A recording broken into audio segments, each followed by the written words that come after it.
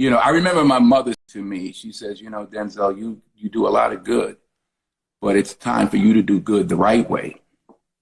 And she said, and you know what I'm talking about. And she said, you can't buy your way into heaven. Not that I was trying to, but I have, I'm a giver. I always have been, helped build a lot of things. But I never forgot that. And I knew, on my journey, and we all have our individual journeys, that I wasn't where I needed to be yet, but I knew I was on the right track. And even before that day, my own search through books like Sid Author, Herman Hesse affected me tremendously in my youth, and the Bible did.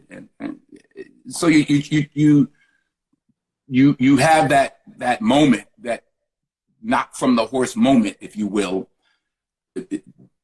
but it doesn't mean that the rest of your life is going to go the way it should. It's not like, oh, I had this moment, I'm filled with the Holy Spirit, now everything's gonna be great. Yeah, be perfect. And oh boy, and you know this because I'm a witness. I'm a witness. The next day, I'm ready to save everybody. Yeah. I'm in charge of saving people. Ruth Green was a woman who was known to have the gift of prophecy. She lived in Mount Vernon, where I grew up, and she was she came to my mother did her hair.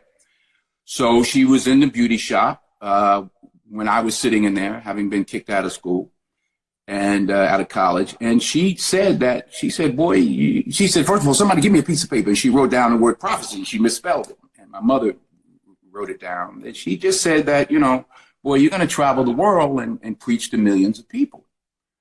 And I had a 1.7 grade point average. I flunked out of college. I'm like, well, I'm not even in school. I don't, do you see anything in your crystal ball about me getting back to school? I mean, that's the way I was looking at it then. When I look at it now, I have traveled the world. If you, I don't even like to talk about it, but there are speeches or things I've done online, and there are millions of viewers that see it. So in that regard, what she said has come to pass, but it's really about this point moving forward. But God is sending us a message, and it's a fascinating 1-2 punch we've had so far. The Lord knows where we're headed, and only God knows where we're headed. So we're being forced to deal with powers higher than ourselves, whether we like it or not. We better open our eyes and look at the reality of what's going on. This Amen. It's not a joke.